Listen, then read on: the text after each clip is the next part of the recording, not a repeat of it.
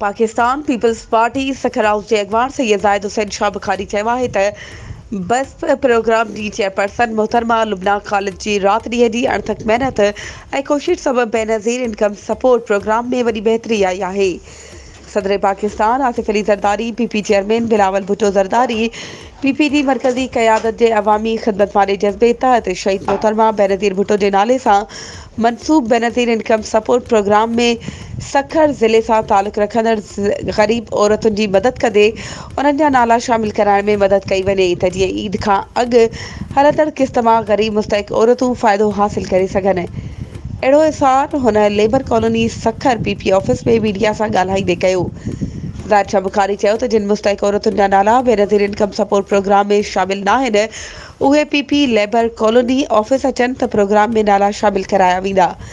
ज़ाहिद शाह बुखारी चयो त हलंदड़ क़िस्त में औरतुनि खे रहियल पैसा बि मिली रहिया आहिनि। 12 खां 30,000 बि हासिल कया आहिनि।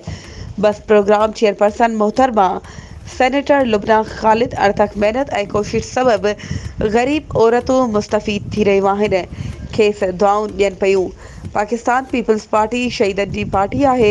मोहतरमा शहीद मुल्क जी ग़रीब औरतुनि जी माली सहायता लाइ ही प्रोग्राम शुरू कयो जेको जारी आहे, जंहिंमां लखे ख़ानदान फ़ाइदो वठनि पिया। हलंदड़ महीने जून में रहियल रक़म बि मिली रही आहे। बेनज़ीर इनकम सपोर्ट प्रोग्राम ग़रीब ऐं बेवा औरतुनि जो सहारो बणियल आहे। वधीक ख़बरुनि ऐं अपडेट्स जे लाइ असांजे चैनल खे सब्सक्राइब कयो ऐं हा, बेल आइकन खे प्रेस करणु न विसारिजो त जीअं असांजी हर नई अचण वारी वीडियो तव्हां ताईं पहुची